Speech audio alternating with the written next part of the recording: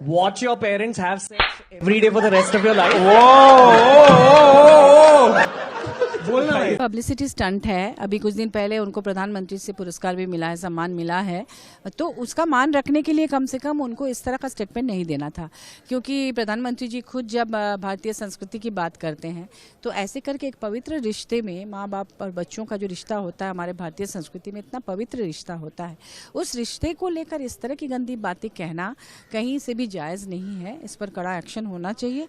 और मिनिस्ट्री क्या कर रही है, जिस मिनिस्ट्री के जिम्मे ये सब कुछ है, क्योंकि वेब सीरीज़ में जिस तरह के एक डायलॉग में जो गंदे गंदे शब्दों का इस्तेमाल होता है, वो भी गालियाँ होती हैं, उसको भी आप बैठ के परिवार के साथ नहीं देख सकते हैं। तो ऐसे में हमारी संस्कृति को बिल्कुल गंदे तरीके से परोसा जा रहा है और नई पीढ़ी में अलग तरह की संस्कृति को डेवलप करने की कोशिश हो रही है यूट्यूब के माध्यम से और वेब सीरीज़ वगैरह के माध्यम से। तो ये पूरी की पूरी जिम्मेदारी केंद्र सरकार की है, उनके उस मिनिस्ट्री की है।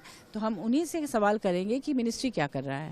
लेकिन आपको लगता है इन पर हालांकि केस रजिस्टर हुआ है तमाम चीजें, लेकिन लगता है आपको कि ऐसे लोगों को या तो बैन कर रहे हैं, सख्त से सख्त ऐसा कुछ होना चाहिए कि आगे कोई जी बिल्कुल, एकमात्र वो बैन करने पर ही ये लोग समझेंगे, क्योंकि तब उनको लगेगा कि नहीं अब हमें ऐसा नहीं करना चाहिए। वो हमारे यहाँ जो न्यायालय की प्रक्रिया है इतनी लंबी चलती है कि धीरे धीरे सब चीज़ें डाइल्यूट हो जाती हैं।